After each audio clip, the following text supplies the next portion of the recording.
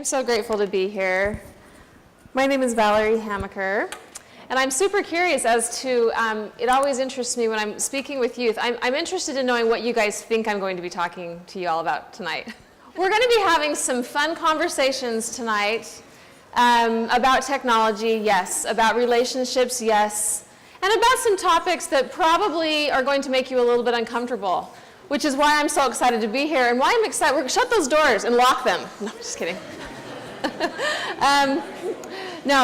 We are going to be talking quite a bit about some fun things tonight that I have a secret here to tell you. For one thing, one of my kids is here. I'm not going to tell you where she is or she'll be too embarrassed because I have like a very large comfort zone around uncomfortable topics.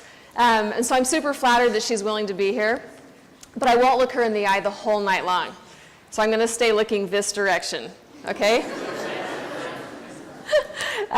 No, but seriously, I am really happy to be here. I'm a marriage and family counselor, and I didn't realize this from the beginning, but truly, my favorite people to work with, and I'm not even kidding you, is teenagers. I absolutely love working with teenagers. I do. You guys are so much fun to work with. You guys don't care about a lot of things that we as people shouldn't care about. You're just real. You have great questions. You're not afraid to ask hard questions. You challenge me. And you are like sponges for love. You love deeply. And I'm going to be crying a lot tonight because that's just how I am. So I'm super excited to be here. So tonight we're going to talk a lot about a lot of really important things. And probably one of the reasons why I love teenagers and I love working with teenagers is because I think about you guys and I think about the things that I wished I had learned and I wished grown-ups had talked to me about when I was you guys' age. And so that's the stance that I come from. So we're going to start a little bit about talking about you guys' brains, okay? All right, so the mystery of the teenage brain. I want you guys to all, did you guys get a look? Okay, we're going to start. This is kind of fun. You got love and rebellion, the ego. I want to get this up higher. You can take a look at it. Awkwardness, body language, creativity.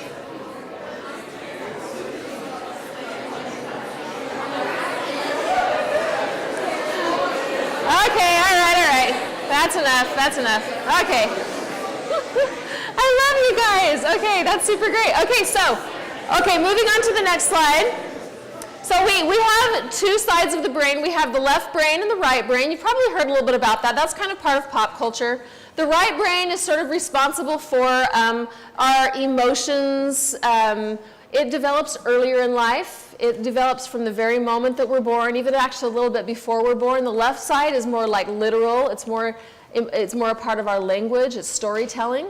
Okay, I want you to all put your hands up. Everybody put your hands up right here. And I want you to close your thumb in here and close your fingers over your thumb. Okay, this is about the same. This is a really good way to understand your brain. This is the same as your neck. Pretend that this right here is your forehead, okay? Right? So this is the same as your brain stem, okay? The neck. Right here, this part of your brain or your nervous system develops, from the very, when you become, like from the very first moment of life, okay?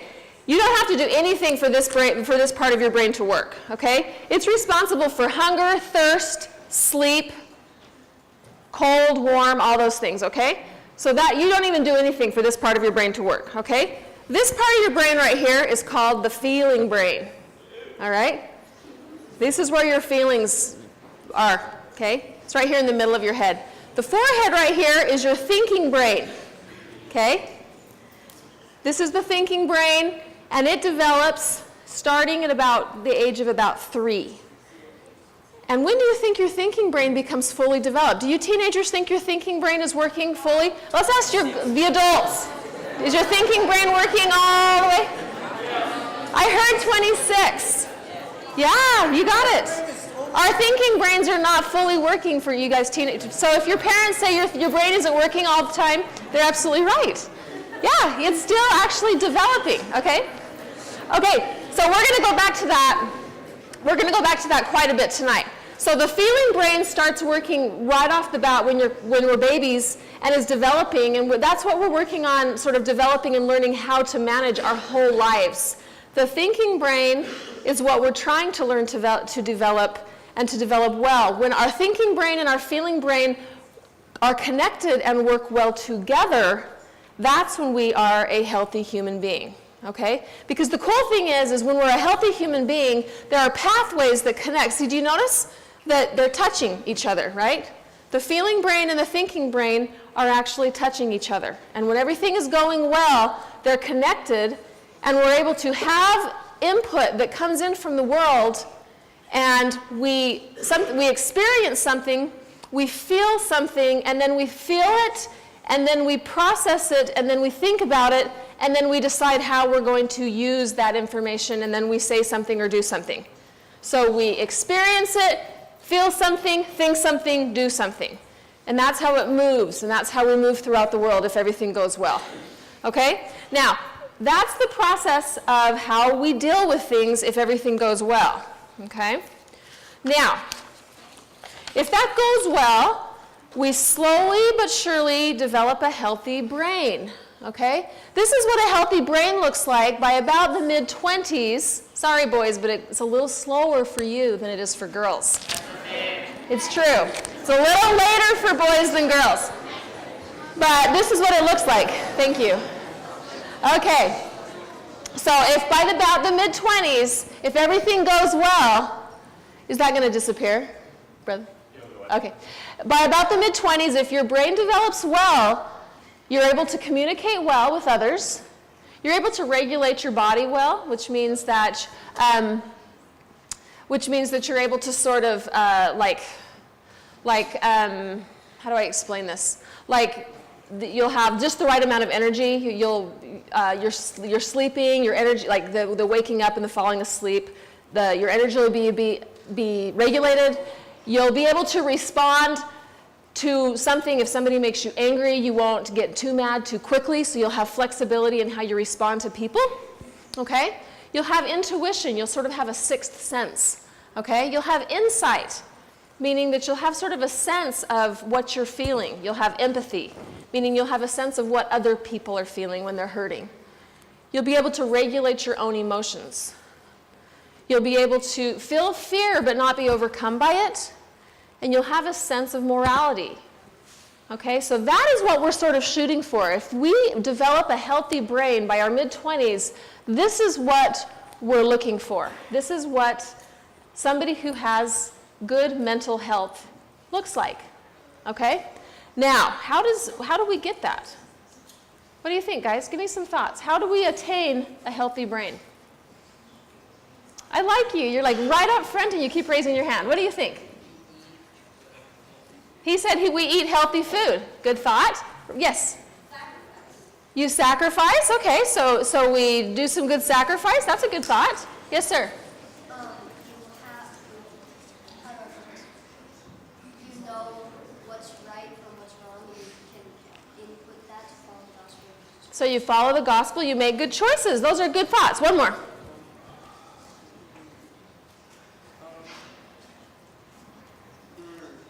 You learn. Ooh, okay, I'm going to follow up on yours. You learn. The most important thing, guys, this is interesting. The most important thing to develop a healthy brain, believe it or not, is to have a healthy relationship with your parents. What? Did I hear that right? Somebody said what? A healthy relationship with your mom and your dad is absolutely the most important part of developing a healthy brain. And what that means is that every time you are scared or sad or upset or nervous and you learn that mom or dad can respond to you, or if you don't have mom or dad, then grandma, or a person that takes good care of you, a stronger, safe person, can receive you well, and you can feel better around them, then your brain learns that things can be okay. So that develops a healthy brain. Okay, we're going to talk a lot more about that later. Okay, so that's the one thing that develops a healthy brain.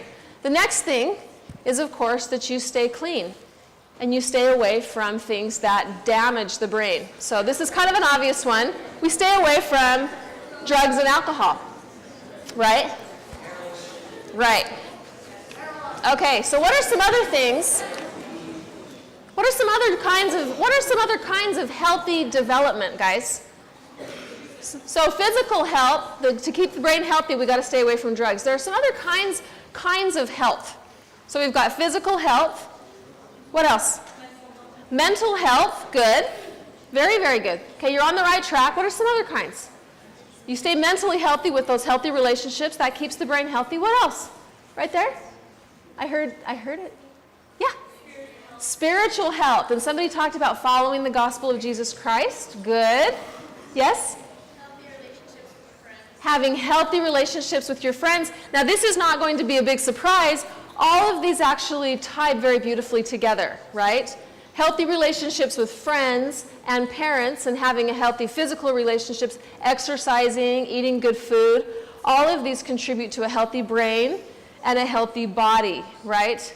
You guys haven't mentioned one that I'm going to actually be bringing up. How about sexual health?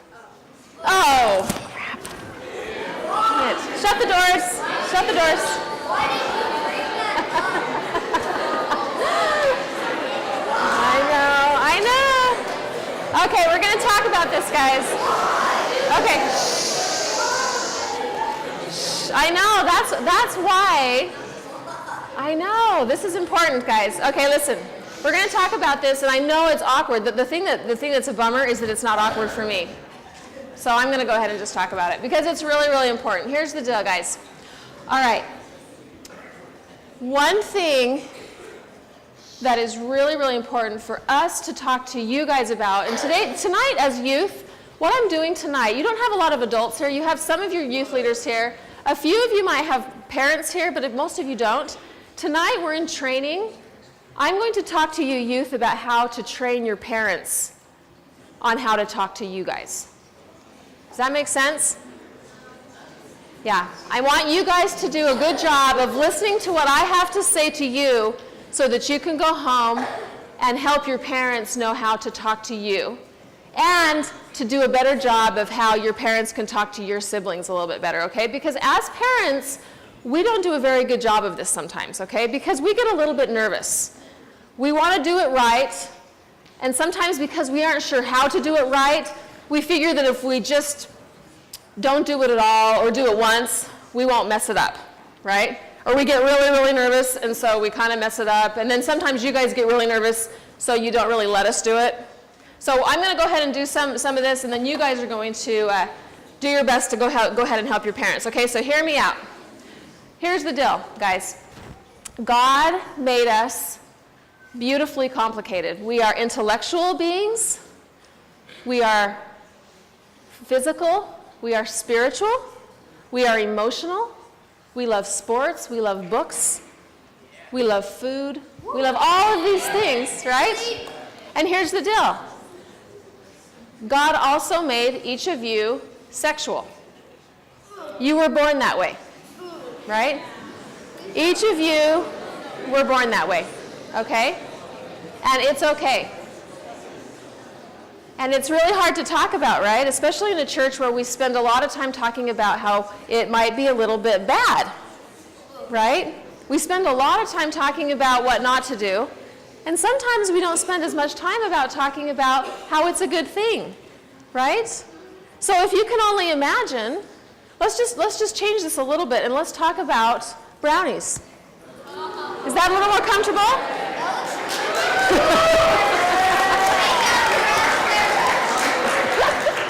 Okay, so let's just pretend, guys, listen. Let's just pretend that I were to say to you guys, okay, brownies are amazing and awesome, but I don't want you to look at these ever. And I don't want you to even think about these ever or talk about them. And I don't even want you to want them. Ever. And if you want them or think about them, you're bad. That's hypocritical. What do you think about that? That's hypocritical. Yeah. So what happens? I love that you're thinking and talking to each other. That's okay. I would actually prefer the noise than the total silence. But I have to get through this or you're never going to get home and, you know. Although there's no school, so we could go all night, right? Okay.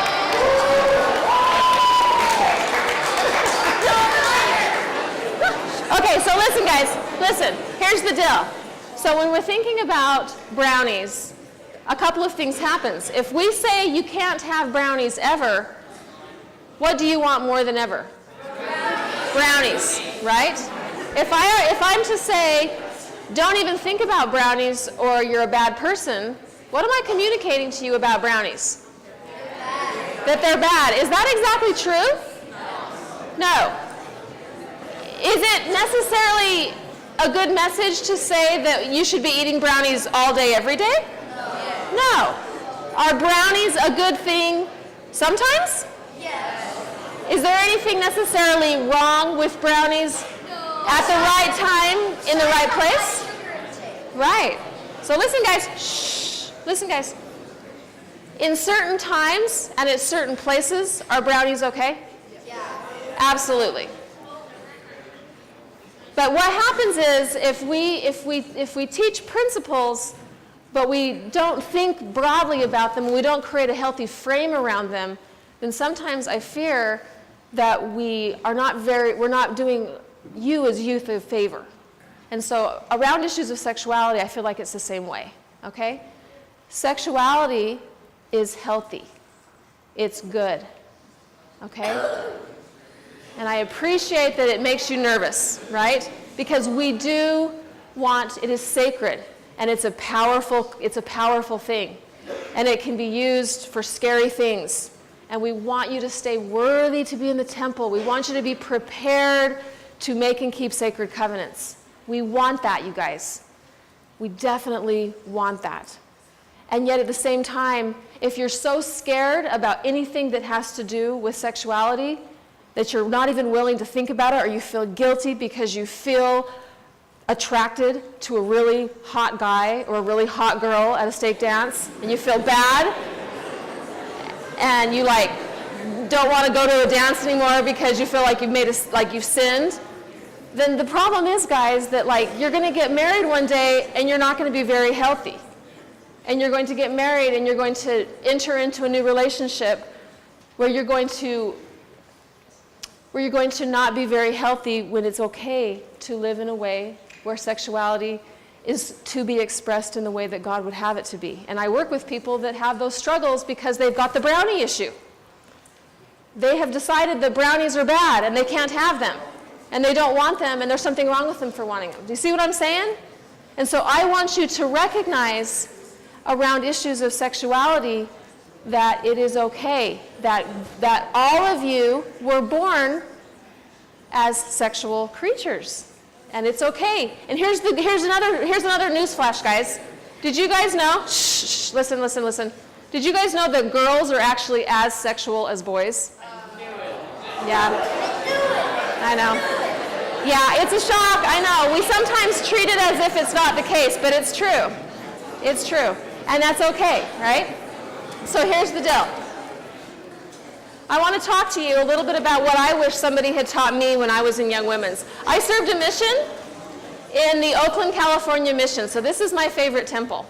I walked these grounds many times when I was a missionary. This is what I wish that I knew about my own sexuality, that I know now that I wish I knew when I was you guys' age. I wish I knew that my body was sacred because I am God's daughter, and that my sexuality is mine. It's not my spouse's. And that it is a gift that I will share with my spouse someday because it's mine. It's not his, it's mine. And that I choose to clothe my body, to clothe my body as an extension of my feelings, of my worthiness, and my God-given identity. I don't clothe my body. I don't use, so in other words, my modesty isn't something that I do just to obey my mom and my dad, or even my bishop, or even the prophet. It is an extension of my relationship with God. I'm proud that my body is sexual. I'm okay with that. I'm good with it. I'm not modest because I'm trying to protect a boy. I'm modest because I love who I am. And I'm beautiful, and I'm okay with that. I make choices around what I do, what I look at, what I read, and how I participate in social media, even though there was no social media back then, because I am a daughter of God. And my choices, again, are an extension of my relationship with my Heavenly Father. And my bond with God is what I'm trying to strengthen. And that's why I make those choices. Not because He's going to be mad at me, but because the bond is so strong that that's who I want to become like. And that's why I make the choices around how I dress, how I use my body, what I look at, and who I am, and how I'm trying to become. And that is why I choose to be who I am sexually. Does that make sense, you guys? Yes. Yeah. That's very different than doing it because we're going to be punished, or because our bishop's going to get mad or something like that. You see what I'm saying? So we learn principles, and we learn what the do's and don'ts are, but ultimately we want to do what's right because we are guided by who we are inside, right? And that is what's most important, okay? So as kids, we want you to teach your parents. We want you to teach your parents that they need to show you what healthy connection looks like. If our parents don't act like they like each other, how are we supposed to know what healthy marriage looks like, right? If parents aren't acting like they actually like each other at home by like a healthy hug or, stuff like that, then it doesn't really give you guys a good example of that being married is good, right? It doesn't give you anything to look forward to, in other words, okay? All right. I want you to teach your parents to frame chastity around your own integrity. Not that, that it's, that to be scared of, I don't want you guys to think that sexuality is something to be scared of, or that it's evil or wicked or dirty, things like that. The way sometimes I worry that sometimes it's framed really like it's something to be frightened of. And that's not so. That's Satan's way of doing it, right? It's beautiful. It's how God made us, right? And so our parents need to teach us, and I want them to teach you that we are sexual and it's okay, all right? And it's okay for you guys to be attracted to boys if you're girls, and girls if you're boys. Go to dances and think that they look good. That's okay. You're on schedule if that's what the case is. That's why we have dances, right? Our church, incidentally, the doctrine of our church is very good with this. We're one of the only, if not, I think our theology is the most pro-body of all of them, because we believe that we will live forever and ever with our bodies and have eternal families. So of all of the theologies out there, we are the one that believes in the sanctity of the body. Okay? So we believe in this stuff. All right. And finally, avoid gender stereotypes around sexuality. Women and men were ordained to love one another and to be attracted to one another, equally so. So let your parents talk to you, okay? And here's the deal. They need to be able to talk to you not only about this, but I want you to encourage your parents or other special or important adults in your lives to be able to talk to you about all of the hard stuff, okay? Because here's the deal, guys.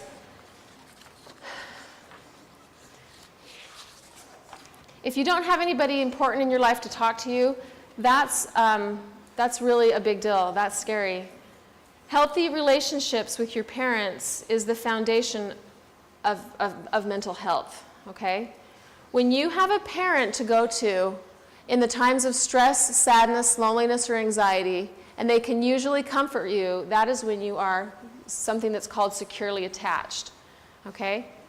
And that's really, really important. Every one of us needs at least one person in our life that can go, who we can go to when we're scared or when we're stressed out. If we have at least one person in our life that keeps us safe, then we're going to be okay. And all of us have struggles in our life. So if we don't have that, then we're in trouble. Because if we don't have one person to go to, then we are going to be susceptible to addiction. And the birthplace of addiction is just having really hard things happen in our lives and having nowhere to go. So I just chose a couple of the big ones, alcohol, food addiction, and then she's looking on the computer.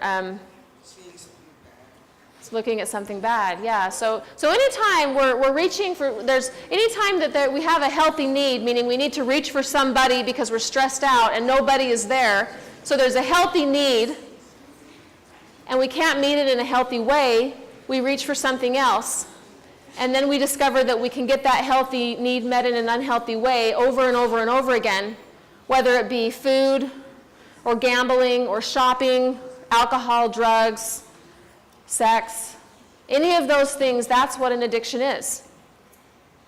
If I can't get it met through reaching for my mom or my dad, and I can find it another way, and I discover that it's always there because a person isn't, that is what an addiction is, you guys. And the reason why, in our day and age, pornography is such a big deal, it's the addiction of choice, is because of these three things. More than ever, it's accessible, it's easy to get, it's affordable, it's practically free, right? It's on every smartphone or every laptop computer, and it's anonymous. Back a long time ago, you'd have to go find it at, have to go to the gas station or something like that. Nowadays, anybody can find it. It's almost free. And you can get it almost anywhere, right? So if you can imagine, we all have bad days. We all get really stressed out. And so for those of us who don't have a safe person or a safe place to go to, and then if you can couple that with the fact that you guys are teenagers, and so if you're on schedule, you're pretty interested in the other gender, in the human body. You're interested in what's going on with, like you're waking up, your sexuality is waking up, right? And you're stressed out, and you're alone, and you have a phone. It's like the perfect storm, right? So it's kind of scary, right? Because you have all of these right at your fingertips, okay? So I guess what I'm saying is that's why they say that nowadays about 50% of men and about 35% of women struggle with pornography. So if you just look at this room, 50% and 30%. It's huge. It's like a tsunami. It's a big deal. Okay, so it's everywhere. So what I want to talk to you guys a little bit about is this. It's just not really a matter of if you end up being exposed to this kind of stuff. As far as, those of you who, because most of you guys are probably at the age where you either have a phone or will have a phone. It's not really if you end up running into it. And I'm not saying you're going to go, after it or look for it. I'm just going to say you're probably going to end up seeing it or stumbling on it, right? It's just going to happen. So I want you guys, I have a little way that I've been teaching a lot of the kids that I work with, because I work with a lot of teenagers and even younger than teenagers, what to do when they stumble on something on the internet, okay? So what I've used, so this is, okay. So what's the phrase for Dikey? Just do it, okay. All right, so I can do it. So what I use is it's called can do, the can do. So CANDO. I want you guys to all memorize this, okay?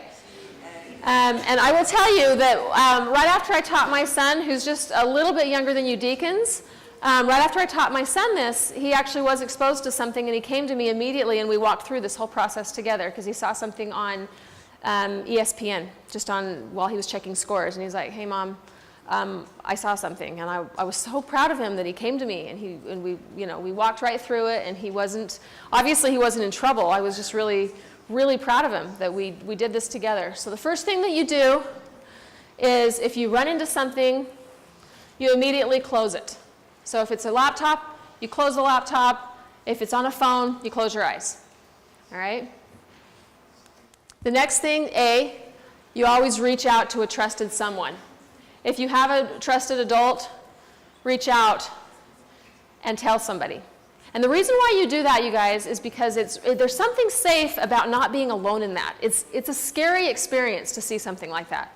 It's scary, and you don't like it. It feels icky, right? It's a scary thing because it hits your thinking brain, and it probably feels exciting. A lot of the kids that I work with who struggle or have seen it, remember your thinking brain. It's a powerful thing. At you guys' age, and at my age, at every age, the thinking brain is like, if you imagine a car, the thinking brain is like the gas in the car. It moves fast. It's powerful. It's your emotions. It's like, whoa, it floods you, okay?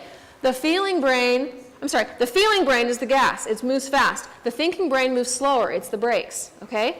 So when you see it, it's going to be a powerful something that hits you. So immediately, close your eyes, close the screen. Don't try to X out of it or click. It takes that many more seconds, which means that it impacts your brain that much longer, okay? So just get out of it as fast as you can and go find somebody and talk to them, okay? So reach out. The N of the can do is when you reach for somebody, name it for what it is. What you're trying to do in this is you're trying to get your thinking brain online. You've had a big emotion because you saw something scary. When you are naming it and talking to a trusted adult, you are getting the thinking brain online, okay? So you have the experience, you see the thing, you have the feeling, you shut the thing, you go to a trusted person and you say, "Oh my gosh, this is what my son did. Mom, hey, come here. I saw something. Oh my gosh, what did you see?" "Well, I was just looking at scores and this is what I saw." "Holy cow, buddy, man." Okay, so we sat down, we talked about it. He says, I think it was pornography. So he named it. So he's moving out of what he was feeling, and we talked about what he was thinking, okay? Slowing things down, okay? D is distract yourself with something better, okay? I kind of think by being with a trusted other person, naming it, that is in and of itself distracting yourself, right? But, we talked about, okay, you go out, play soccer, shoot baskets, when I worked with a little girl who actually was,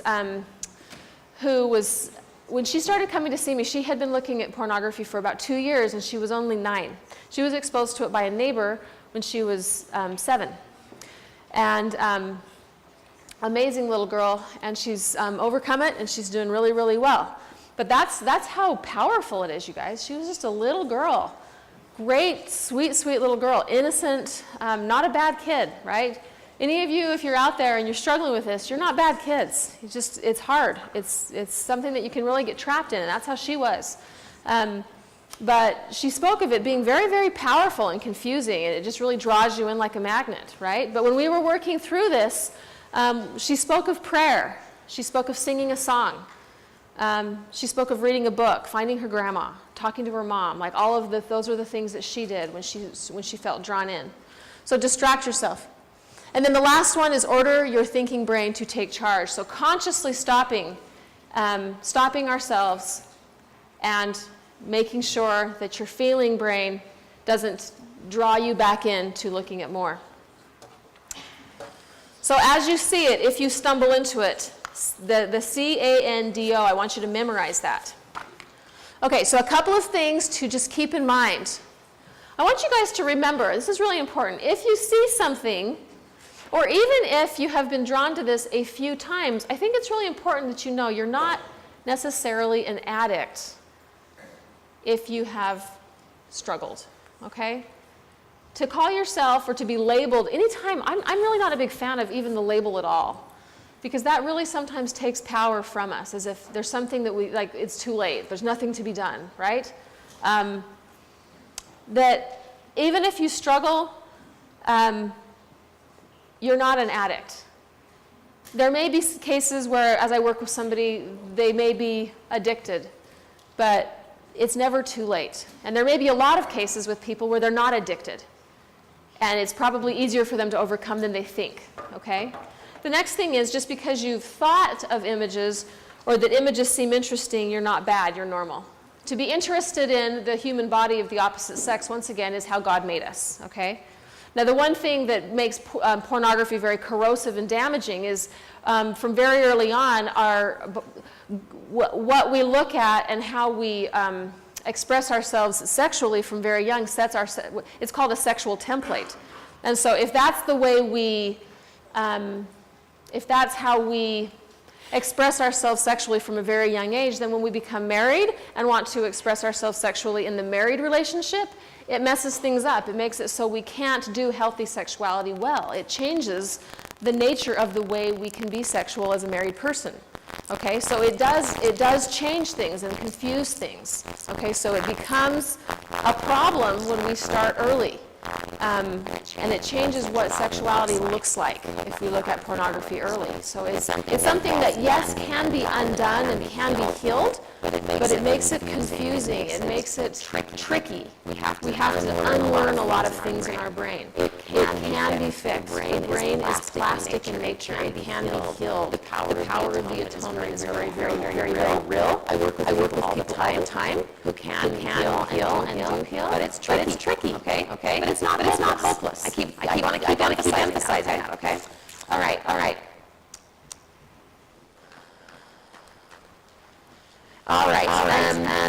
And then the sooner you reach out and trust the better. For a lot of reasons. We'll keep talking about that. Okay. So the largest number of those who look at pornography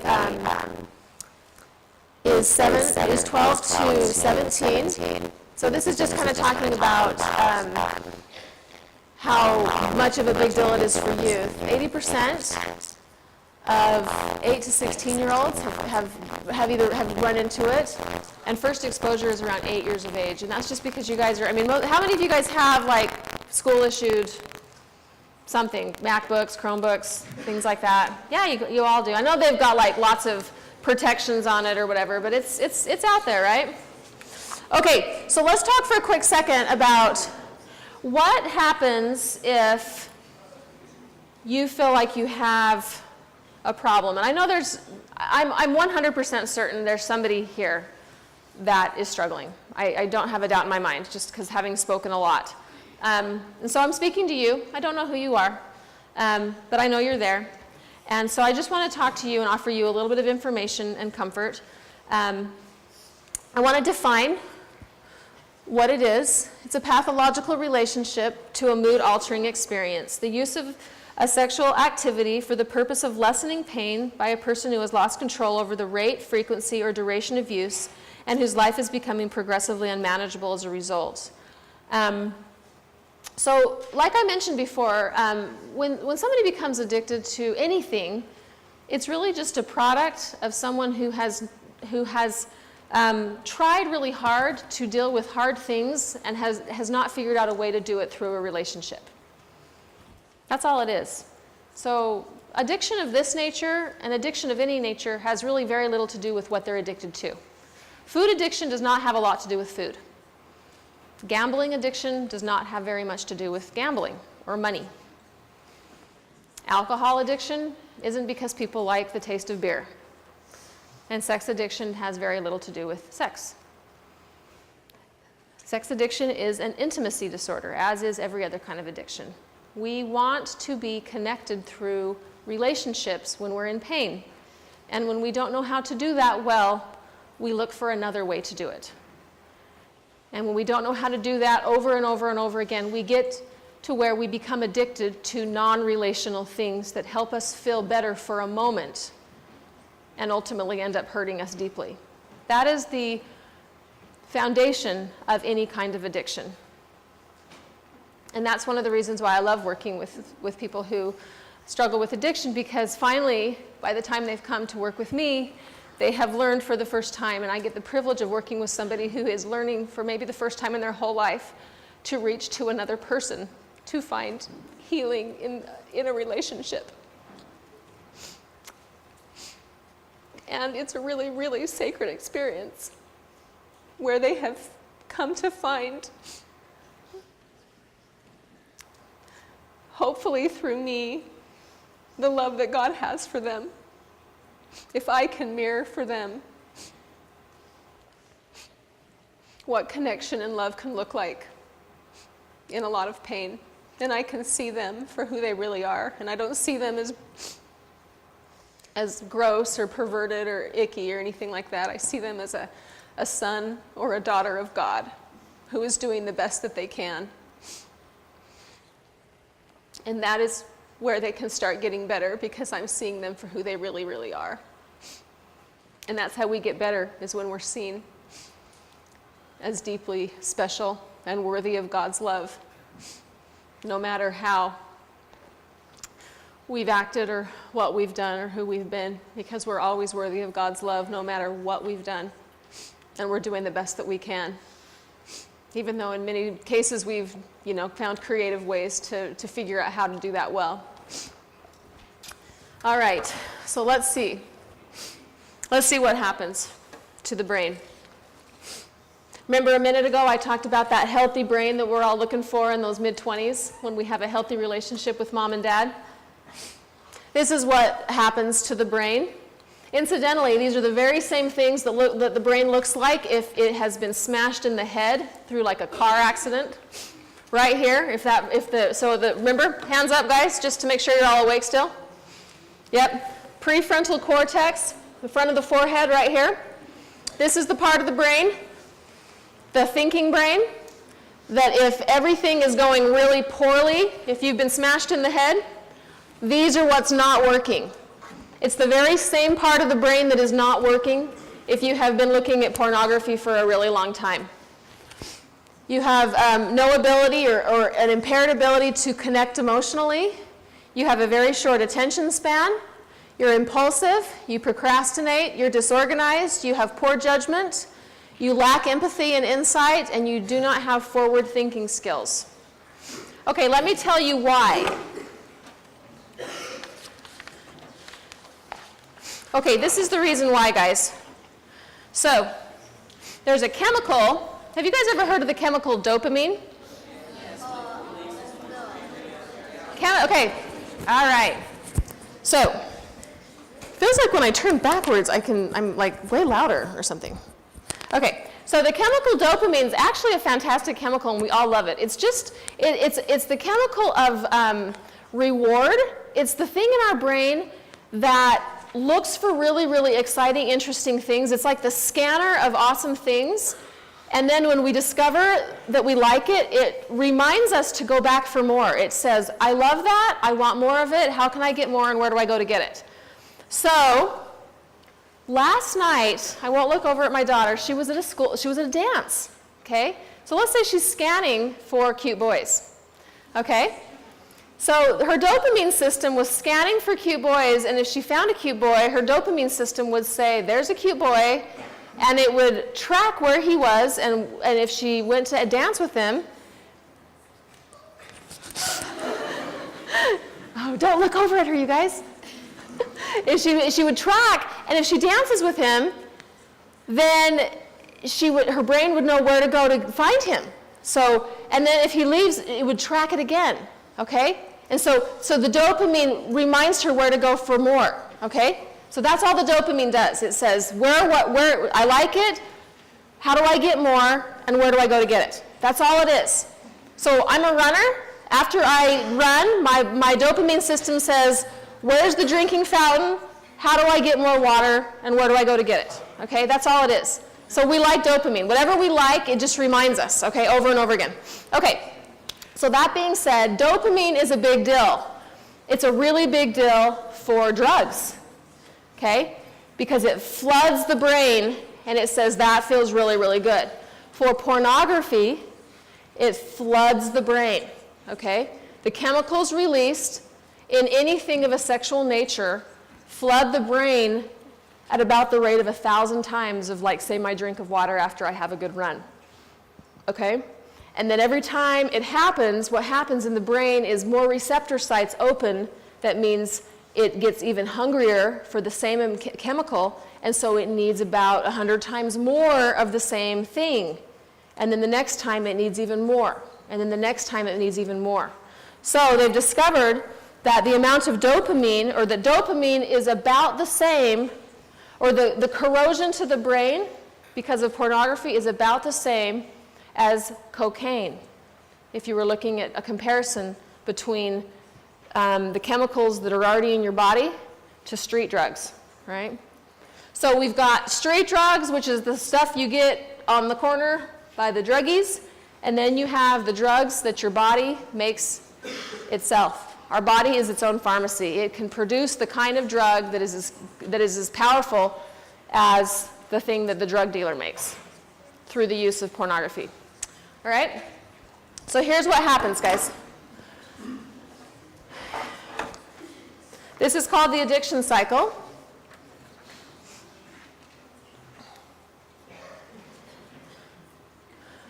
If anybody struggles with this, you'll recognize that first you sort of get triggered. One of my dear friends who I've worked really closely with, a couple of them actually, though several who I've worked with talk about this. First of all, something happens where they might get really stressed out.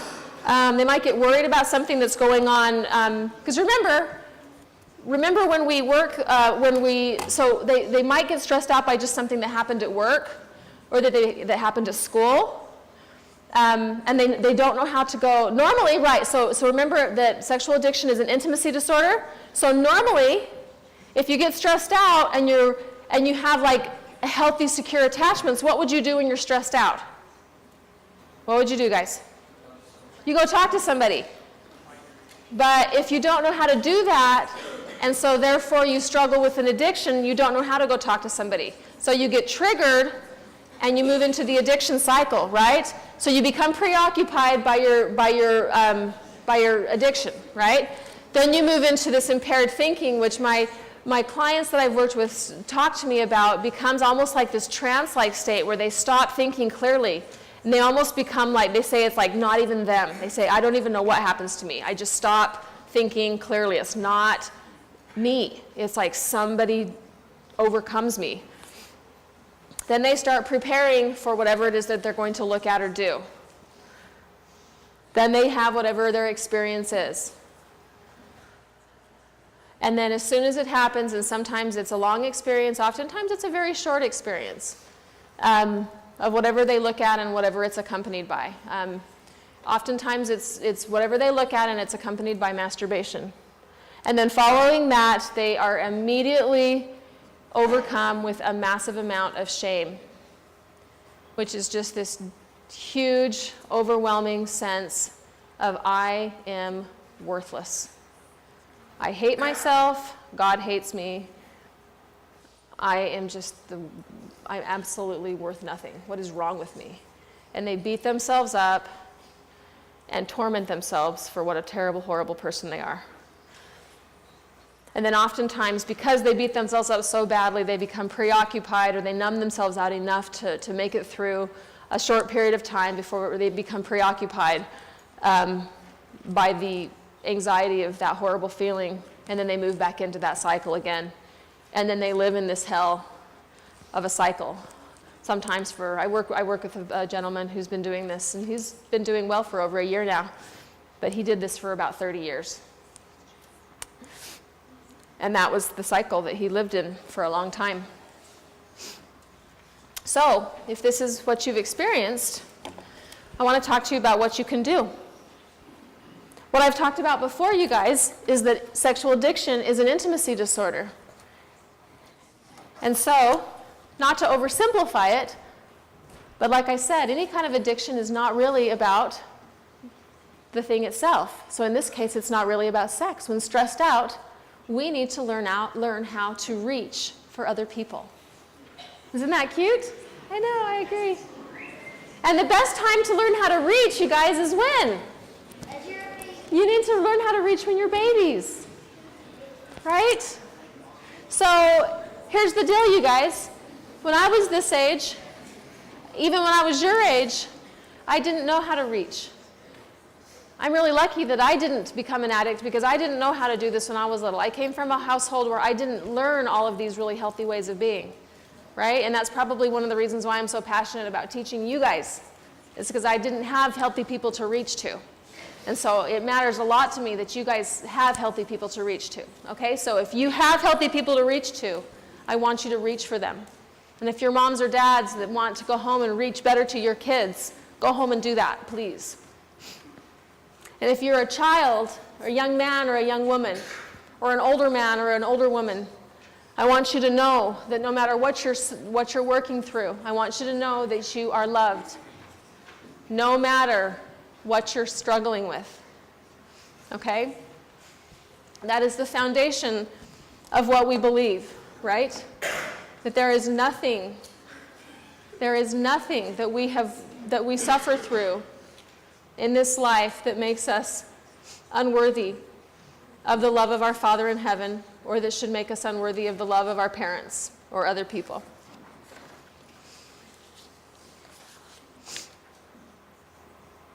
And if you're struggling with an addiction, I want you to go find somebody who's safe, okay?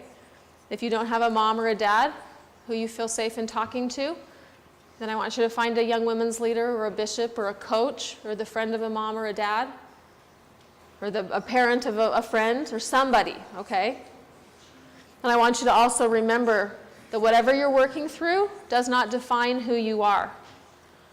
I was just working with a couple who one of them had made a really, really bad mistake, and she was struggling with a lot of feelings of shame. Do you guys know what shame is? Regret. Shame is regret, but there's a difference between shame and guilt. When we feel guilty, we feel like we've made a mistake. When we feel shame, we feel like we are a mistake. Okay? When we feel guilty, we reach out and try to fix it and mend the relationship because we know we're worthy of love. When we feel shame, we feel worthless, and we don't try to fix it because we feel like we are a mistake. Shame is never good. And Satan wants us to feel shame. He wants us to feel like we're crap, like there's no use in even trying to get better. So don't let Satan trick you, you guys. Whenever you make a mistake, don't ever let him win. Never let him win. Never let him think or get the upper hand on you guys, okay? You are always worthy of love. You are not a mistake. I don't care what you've done. You are worthy of love. You are worthy of God's love. You're worthy of your parents' love. No matter what you've done, that does not define you, okay? Always remember that your brains can heal. I've talked a lot about what happens to the brain when there's addiction, okay? The brain can heal. And you guys are young. I just talked a little while ago about the guy who's been struggling for 30 years. That takes a lot of years to heal. I'm really happy when I get to work with people who have only been struggling for a couple of years because their brains haven't been exposed to much of that chemical dopamine. It hasn't been doing its job for very long. So it can be healed a lot quicker, okay? All right? And then the final thing is, remember, most importantly, the reason why the brain has the power to heal is because God created the brain. And the atonement is the ultimate healing power. That through the power of the atonement, all things can heal. And I want to close, before we do some questions, with a letter. All right, so I want to share with you, this is a letter that was written by a dear friend of mine who I have been working with for probably about 8 months. He is a client of mine who has been struggling with a sexual addiction, and I asked him to write me a letter to read to you guys today. And so this is it. He says this. Hi. He's funny. And I love this kid a lot. He says, hi, my name is Unanimous.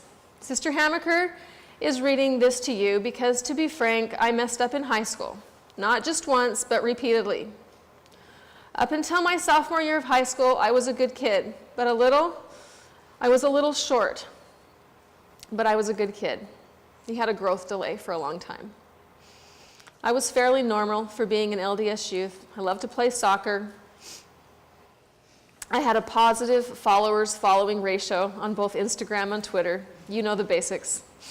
Sophomore year, while working on a school project, I stumbled into some pornography. Instead of telling my parents, I kept it to myself. It was a big mistake. Before long, it led to a 2-year addiction and a few casual encounters with girls. After a while, my life suddenly seemed so empty and hopeless.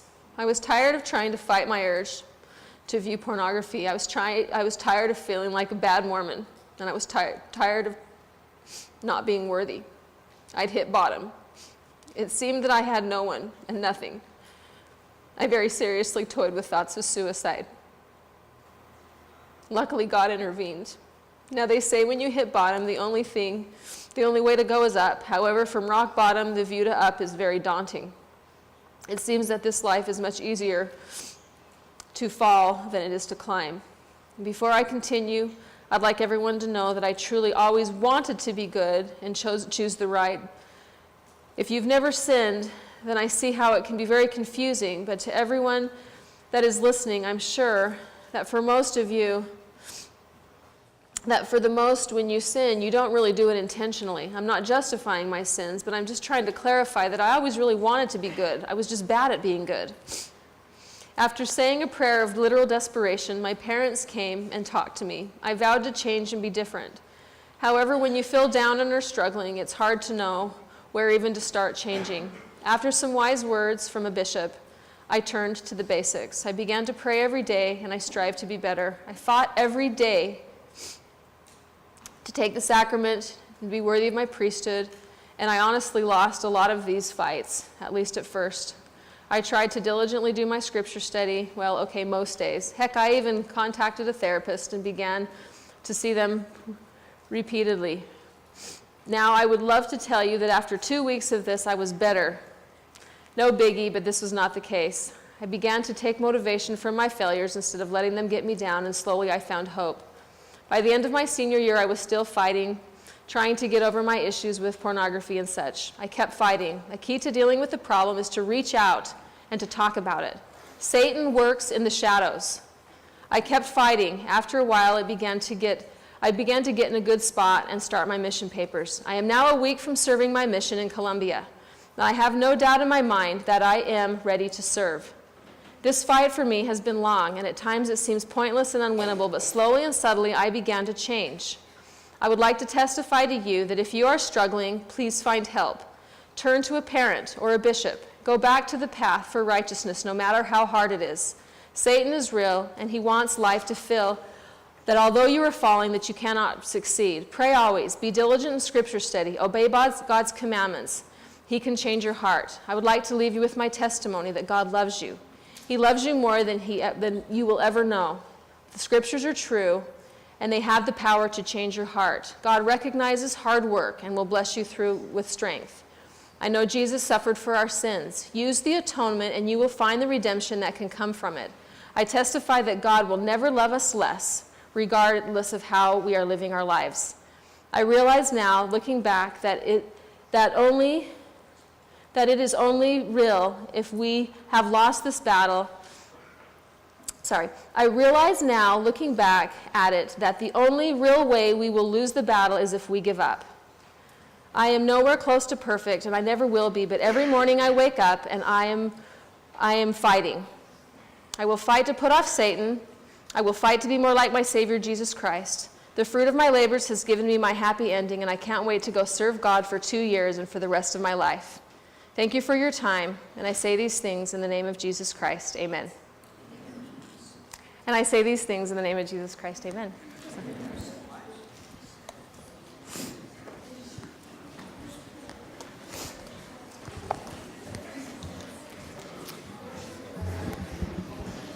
Okay, so we have some paper and some pencils. If you would like to ask some questions of Valerie, we'd maybe take let's say 15, 20 minutes, and she can answer some questions that you guys might have. So Brother Carl has paper. If you want to ask a question, raise your hand. He'll bring you a paper, and let's see how this goes.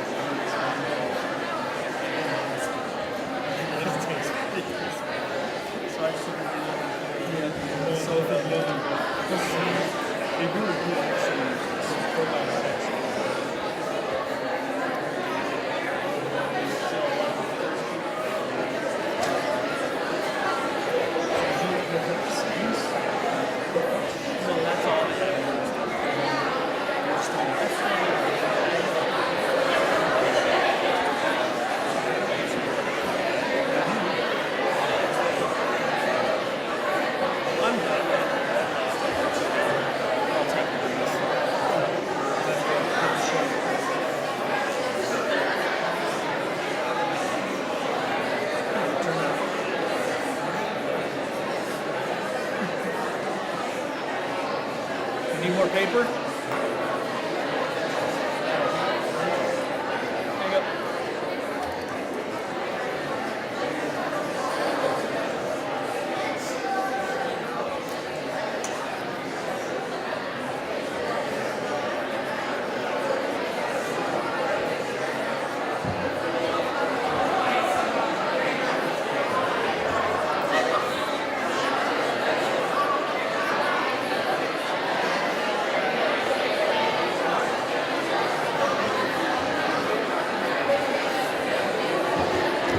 All right, guys, so let's get them passed into Brother Carl, and let's get started so we don't waste a lot of Valerie's time.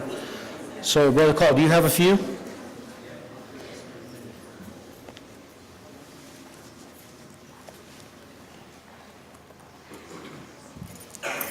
Right in the back there.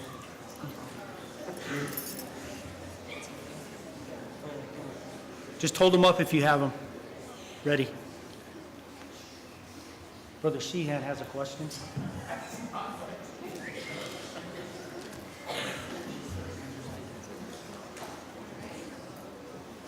All right, so just hold them up, and Brother Carl will come and get them when you're ready, and we'll get started.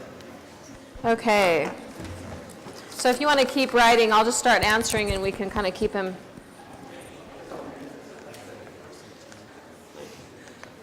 Okay.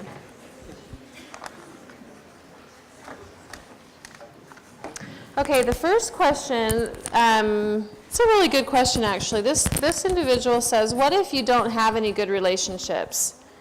And that's a really good question. I would say,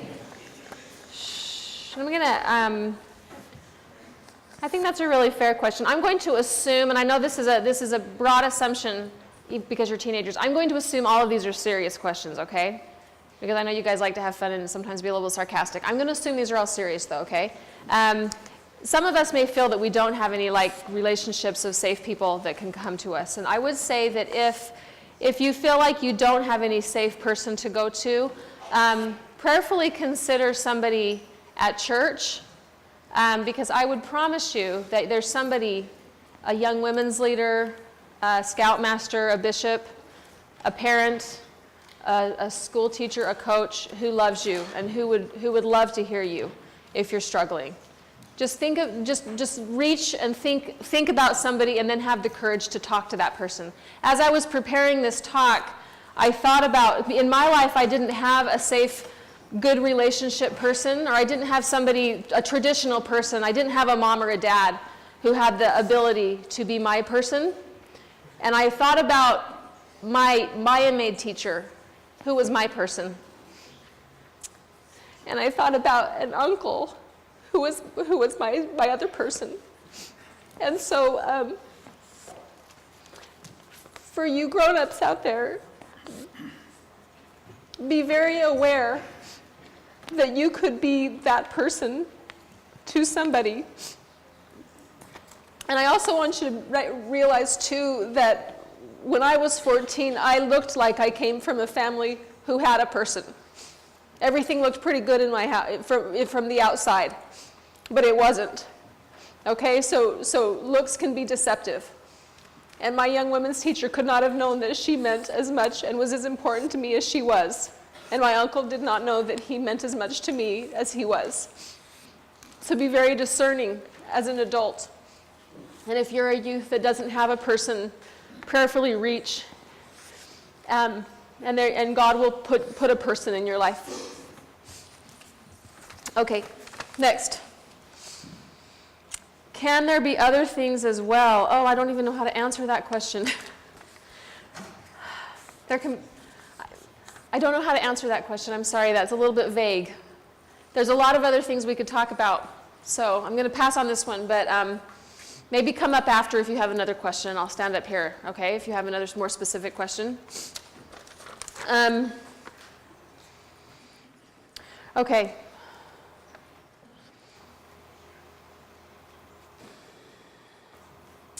Okay, this question says, would you consider self-harm a form of addiction?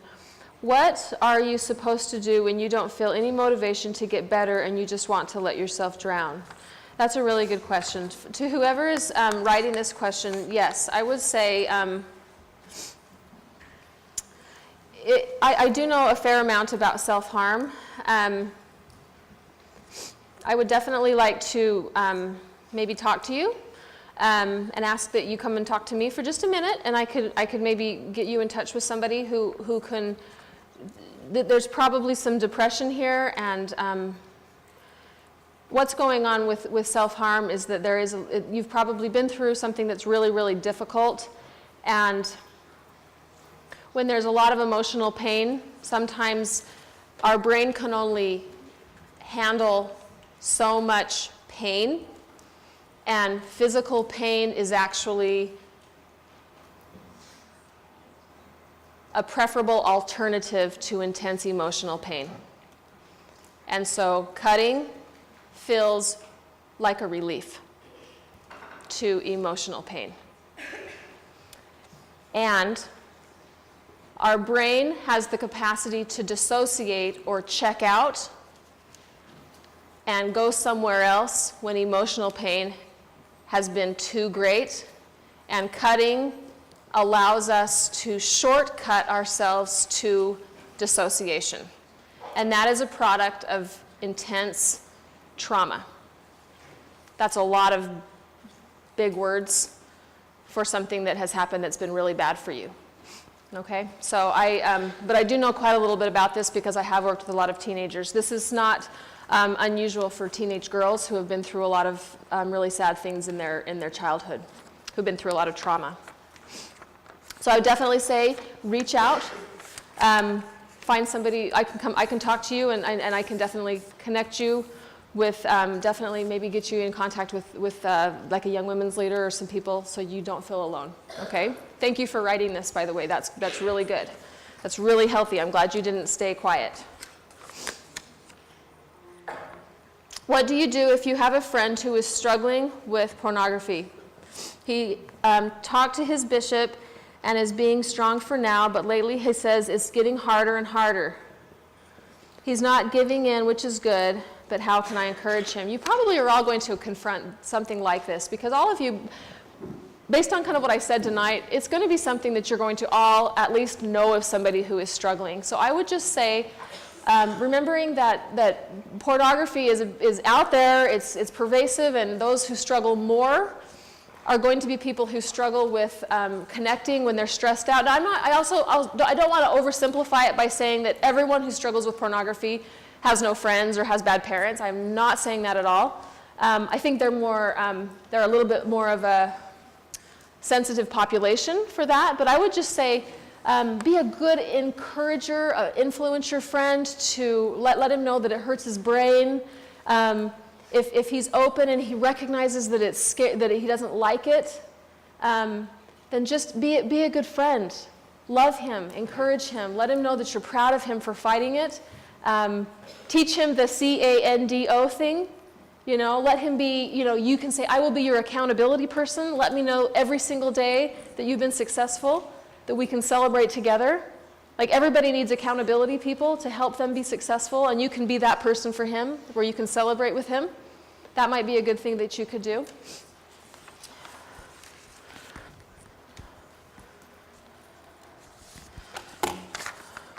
How do you know when it's time to seek professional help? If you're too afraid to talk to someone about your struggles, how can you get started or find courage? Okay, so that's 2 questions. I would say, how do you know when it's time to seek professional help? I would say anytime you feel like you need professional help. I mean, I'm assuming you're referring to the pornography thing.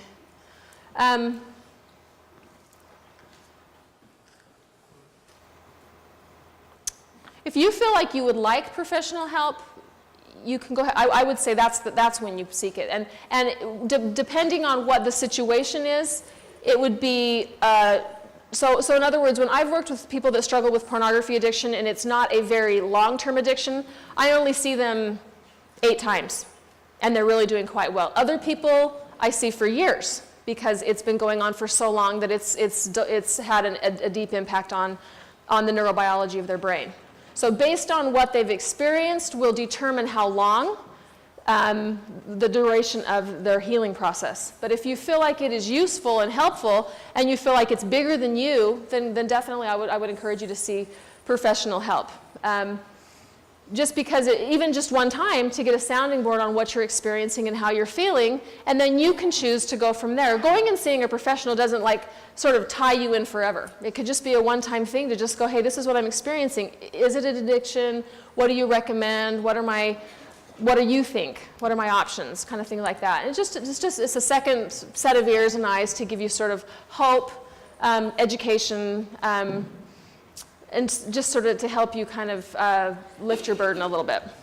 If you're too afraid to talk to someone about your struggles, how can you get started or find courage? I would say reach out to another person, a safe person, because again, if you reach out to anybody, that's like the first step of recovery. So even if it's not a professional, to reach out to a loving bishop or a best friend, that's the beginning of recovery, because remember, it's an intimacy disorder. So reaching is the exact opposite of what brought you to the place of isolation. Recovery is the opposite of, so isolation is what brings about addiction. So recovery is connection. So reaching to anybody is the first step of recovery.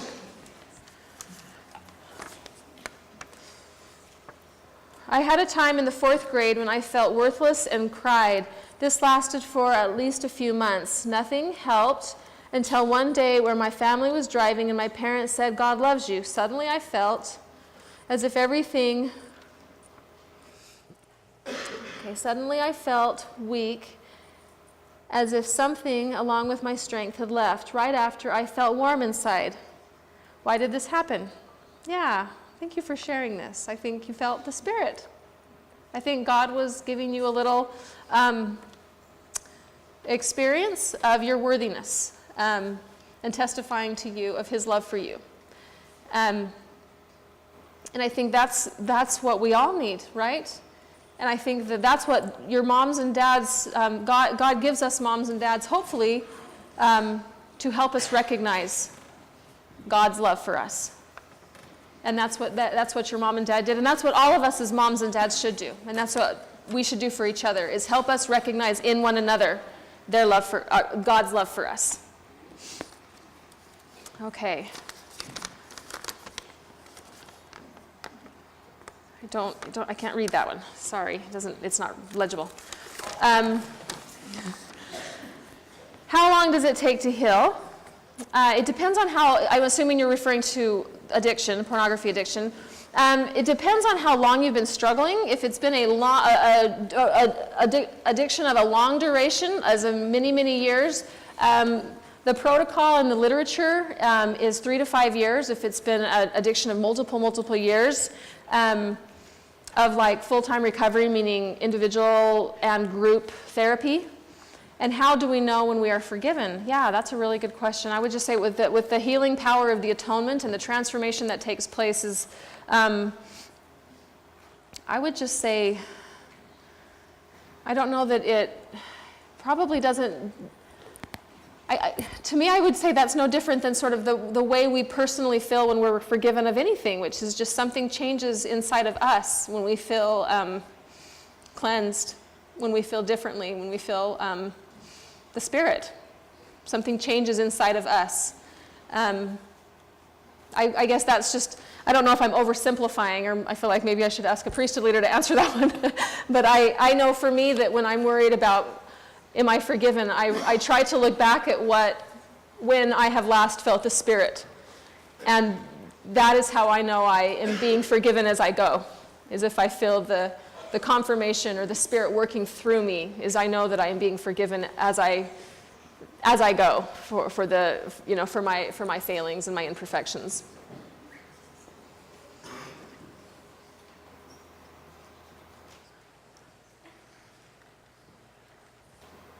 Thank you.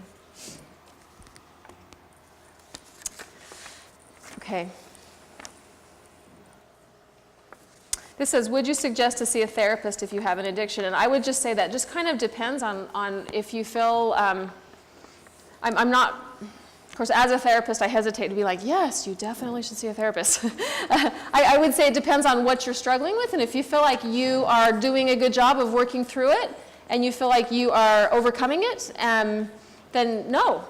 If you have a good support system and a family and friends who love you and you're overcoming it, we all struggle with things, and if we're doing a good job of overcoming it, then no. If we feel like it has become bigger than us, then maybe so. I think that's kind of consistent with the counsel of the brethren and the prophets. This says, oh, this is a good question. What if I don't have a sexual desire? That's a great question. And I think the answer really has to do with how old you are, right? If you are young, it may be completely appropriate that you don't have sexual desire yet. So I think that's completely normal, right? So there are some kids that definitely may be like, gosh, I haven't even felt that way yet. Is there something wrong with me? So the answer to that is absolutely not. If that creeps up and comes around the corner, I don't want you to be surprised if it happens, though, okay? So there's a broad range of normal around sexual desire. And when and if it happens, not probably if, but when it happens, that's okay, right? If this is coming from an adult, it's probably a different answer. That's probably more a question of culture and what happened in your adolescent and childhood years that repressed that. That is a legitimate question that I actually have dealt with adults who lack desire, and that's more a product of their younger years that is often dealt with, that I deal with it in my office with people. All right, and often it has to do with trauma. Okay, a couple more questions.